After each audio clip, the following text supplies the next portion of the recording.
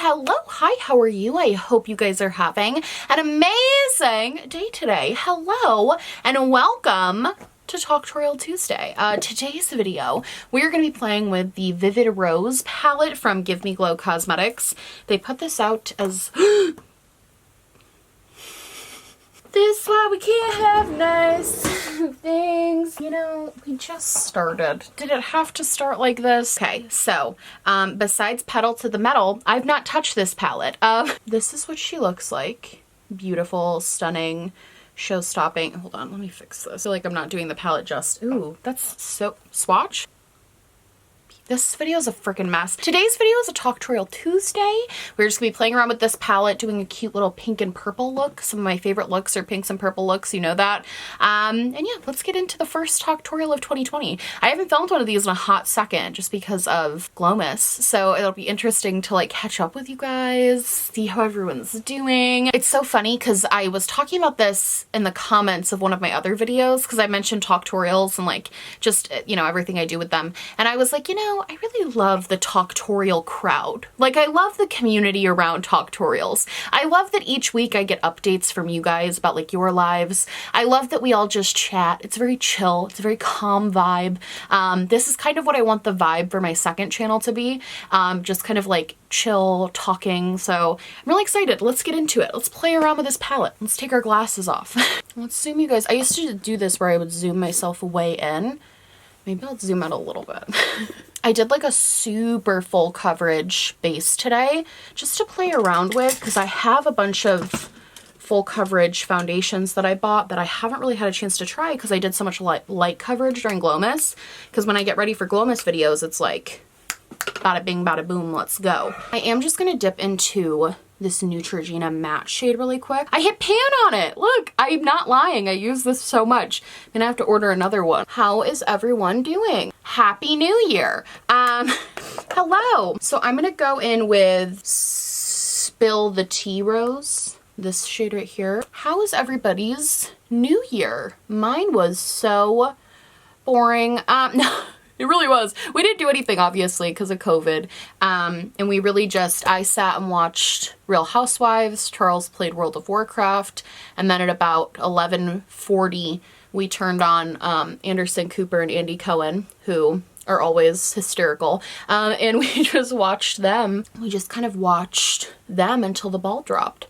It was very weird, I have to say. Seeing, I live in New York, and so I've always, it's been like a dream. Well, it's not really a dream anymore. I used to dream about going to Times Square for the ball drop, and honestly, as I've gotten older, it just sounds horrible, frankly. Like, I'm sure it is like magical. My sister actually did it one year when she was living in New York City. I'm sure it is like magical. I'm sure it is really fun. Not really my cup of tea anymore. I also feel like low-key, does anybody else feel this way? When it comes to, I'm gonna go in with He Loves Me. I low-key feel like with COVID, things that I used to think were normal and fine, now I'm just like utterly shocked that I used to do that. Like, I'll think about going to music festivals and I'm like, man, I really hope that we can keep our distance from people because the idea of being in crowded spaces, I don't know if that'll go away once everything with COVID becomes more, who knows when that'll happen, but when things become safer, I wonder if that fear will go away. But right now, the idea of standing in a large group of people makes me like ill to think about. It was definitely weird growing up my whole life seeing Times Square with like tens of thousands of people and then to see it virtually empty on New Year's Eve, it was kind of, it was like, it was just jarring. They had, how they set it up was all these healthcare workers got to go with their families and they had little like bubbles set up for everybody, which I thought was sweet. But what I really want to do is like a bright pink on the inner and then like a bold purple on the outer, like this on the inner, this on the outer, but like a fade into it. So I'm gonna do is take Pretty Peony with sort of a more, it's definitely a looser brush, but it's got a little bit of pack to it. And I'm just gonna kind of pat that into there. These shades are super, super pigmented, so it doesn't take too much, which I love. But yeah, it was super weird to see New York City like that. It was like the most surreal thing, I think, of all of quarantine. I guess I didn't think about what they were gonna do on New Year's Eve, but it wasn't that. It wasn't like 300 people standing in Planet Fitness hats screaming as the ball dropped. But anyway, I loved it. I always love watching the ball drop in Times Square. It's like my favorite thing to do. And I always watch it. I've watched it with Anderson Cooper. Well, first I watched Dick Clark's New Year's Eve when I was a kid. And then now, ever since I've been like old enough to remember, I've watched Anderson Cooper. Okay, I'm gonna blend it out so don't freak out. We're gonna play with this for a second. I am gonna go into that more pale pink, the pop of pink color, with the same brush and just kind of go across that crease there. So we're going from like hot pink to flamingo pink. To their credit, it's very difficult to make pinks that are different from each other on the eye, and these two are definitely different. We're pretty sure that for Charles's school, they're not going to be going back in until September at the earliest. So we think for the rest of the school year, I'm just gonna kind of blow this out. We think for the rest of the school year, Charles isn't going to have to go into work. We're pretty sure. They change it all the time, unfortunately, which I get why. It's obviously like unknown situation, but it is a little bit frustrating for people who are trying to like plan what to do. But we're really, really hoping he doesn't have to go back in this year. Just because with the numbers, especially if you're a teacher and with how little regard some schools are putting in, like, I feel like I've seen so many schools on social media where they just don't care. They're like, oh, kids can't catch COVID, with complete disregard for the fact that like teachers can. And they have to be there too to make it run. Like cafeteria people can, janitors can, administrators can, aides can, special education teachers can, whatever, social workers can. I'm gonna go into Talk Dirt to Me, this shade, and I'm gonna use this to kind of transition into this a little bit easier, because I don't want to be too abrupt all of a sudden. But anyway, we're really, really hoping that he gets to just stay home for the year, and then hopefully by September, at least, vaccinations will be rolled out a little bit. Charles is pretty high up on the list to get it because he's immunocompromised, but I'm pretty low on the list, which is fine. He's really the person I worry about with all this. So, okay, well that just made everything look dirty. It is called Talk Dirt to Me. I didn't realize it was going to make everything look dirty. So what I'm gonna do is take Flower Power, this purple, and I'm gonna try to just cover that without making it look like too much of a bruise. Would not recommend that shade with anything other than the purple tones. And then as far as me, my school, because of everything, is not starting until February now, which is kind of crazy actually. I've never had this long of a break from school in like years. I haven't had this long of a break. So it's kind of crazy that we're going to have so much time off, but it's also kind of nice. It's a nice little break from everything. And I'm also, again, so happy that I go to a school that is taking safety precautions at least somewhat seriously. Because I know a lot of colleges, we're gonna have to do a strong under eye. I know a lot of colleges are not taking it seriously. All right, trust the process, people. This isn't looking great right now, but I think we can fix it. I am gonna go in with He Loves Me Not. For me right now, though, the big thing is, I haven't talked to you guys in so long. I feel like I have so much to catch you up on because so much has happened. For me, the big thing right now is I have to do an internship starting in September. And the big fear that I have right now is obvious. A lot of the kids that are in my internship program at my school who were in basically the way my master's program is set up for people who have their BSW in social work already. The way that the master's program was set up, if you want to do the advanced masters, you have to get like a certain GPA, but you basically can do the whole master's program in 1 year. So you can get everything done in 3 semesters, and then you're going full-time to grad school, which full-time for grad school means like, I think was the highest amount of credits was 18 credits, which for grad school courses is insanity. Like that's so much. That's for undergrad, that's a lot, but for grad school especially, it's a lot. Like the workload is really, really intense. They basically tell you can't work during this year because like you just need to hustle and get it done. And on top of that, you are writing your thesis, you have an internship, and I was accepted into doing that program, was accepted into the advanced, but I just decided I wanted to like enjoy grad school. Not even that. I know myself, and if I put too many things on my plate at once, I just implode. And I was like, I'd rather get it done a year slower and take the 2 extra semesters to get it done, and then like, you know, feel good about it, feel like I'm actually learning a lot, feel like I'm not overwhelmed, be able to work and like do this. And I was like, so I'd rather do it in 2 years instead of the 1. But now with everything with COVID, things are just a little bit more up in the air as far as, because what you do is the first year is all classes, and then the second year you do this year-long internship and you write your thesis. That's like the big thing you do the second year.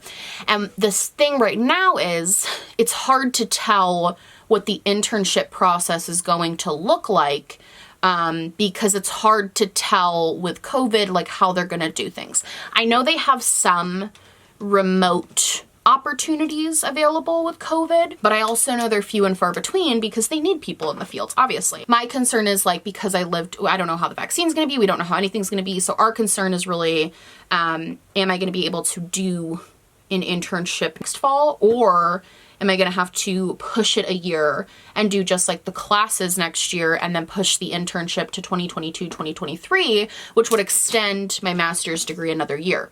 So obviously, if you know me and you know how I am, I'm a bit of a planner, and I'm a bit of a, I get really, really nervous, I'm putting some glitter glue on, by the way. They give me glitter glue. I really, really like it. It's got a really nice sticky base to it. If you know me, you know that I'm a planner, and you know that I get very nervous about things. So I think just like not knowing about that and not knowing what I'm going to be doing and not knowing if I'm going to have to add another year, it wouldn't cost me anymore, which is good. Like it wouldn't cost anymore to split it up. The cost would be the same, which is always a concern because I never want to have to pay like a ton more, but the cost would be pretty much the same. So cost isn't really a factor. It's more just like, are they going to have remote jobs if necessary? And if not, kind of what is the game plan? So I have a meeting with my advisor this week to talk about all of that. And it's a little, you know, I get a little stressed out. I really would like to have the degree be done with, like obviously. Not only just because it's a lot of work, but also just because, you know, I've been in school for, it feels like, I mean, it really hasn't been that long, but it feels like I've been in school for a really long time.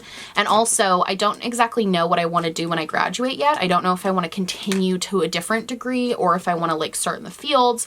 Like I'm not 100%. I'm going to go in with pink rose right here. I'm really focused that on the front. I have these ideas of starting my own sort of thing, like starting my own business, and I have a lot of things that I'm thinking about basically. In one way, it would be kind of cool to have another year to flesh out what I want to do, but in another sense, if I do want to go back to school, I'm just prolonging that experience. Like I'm gonna have to wait longer to go on to a different school. So it's just kind of a lot, just kind of all that I'm thinking about. It's hard because when I started into social work 2016, I started back with my degree. So when I started back in social work in 2016, I was like knew that I was going to be a school social worker. Like that is what I was like going into my degree telling everybody I wanted to do. It's like, I'm going to be in school social work. That's that on that. And as I've progressed and I've done tons of internships in schools and I love it. I love school social work, but there's also this part of me that is like, but I want to do large scale, like macro, like policy change. I'm gonna go with pedal to the metal. So artfully just dipped my entire finger into. And what's cool about social work is you can do all of that. Like I could easily do policy change for the next like 10 years. And then if I wake up one day and I'm like, you know what, can't do it anymore, you can switch to school-based social work. Like once you have the degree, it's a very versatile degree, and it's actually not uncommon for social workers to work in a few different types of fields. So that's encouraging to know that I wouldn't be, okay, definitely pat these shimmers on because there's a lot of fallout, but that's not a bad thing. So we'll see how it goes. Obviously, I'll keep you guys updated on everything, but I think a lot of people can relate to this sort of uncertainty with school at the moment because there's so much going on with schools and stuff. It's really hard to predict what's going to happen. I'm pretty positive that I'm going to end up getting like my entire, at least my classes. I'm pretty sure that my whole degree is going to be over Zoom, especially with the way master's classes are set up. There's not really a reason to do in person for social work master's classes other than it's preferable, but it's not like a necessity for what we do. Like we just like talk and, you know, analyze readings. It's not like with science majors where they have like labs they have to go in for. We don't really have that as much. I don't think they're gonna make us go in just because I don't think there's a reason to. I gotta say, this is the first makeup look of 2020. 2021 feels really good to have a pink and purple eye. This is a very like classic me look.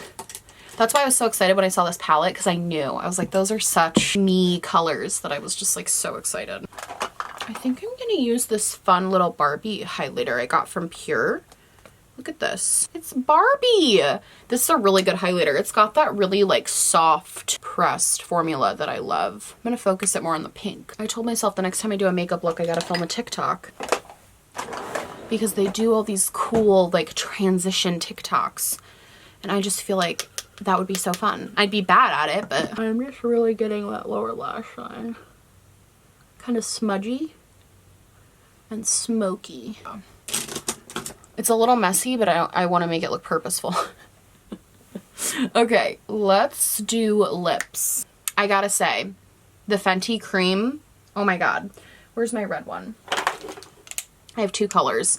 This one looks like you just ate a popsicle. This one is a lot more neutral and like chill. Both are beautiful. The Fenty Cream formula is my new... I ordered this one and then immediately ordered the red one because I'm just like in love. I just do a little dot in the middle because you don't need a lot.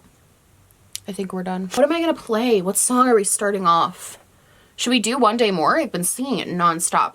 Echo, play One Day More on Spotify. One Day More by Les Miserables cast from Spotify. So Echo, set volume to 5. I'll be my cassette in the beginning and then I'll turn into Eponine. Don't worry.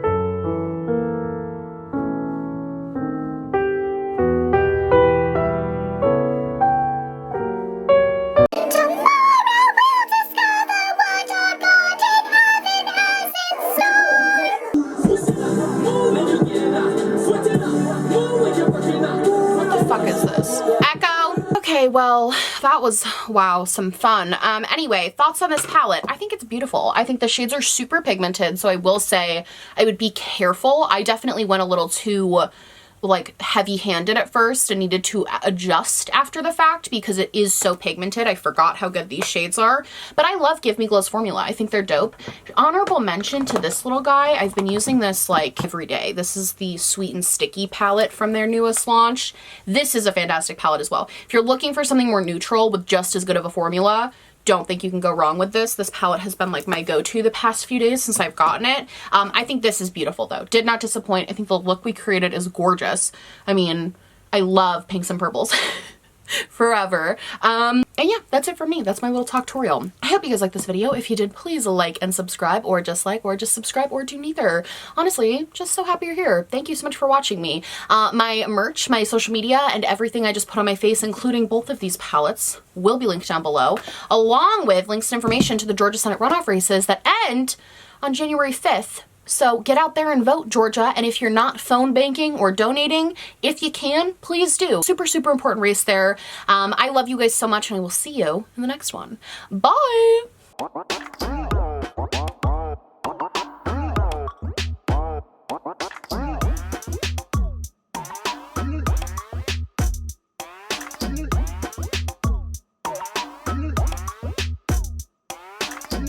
What?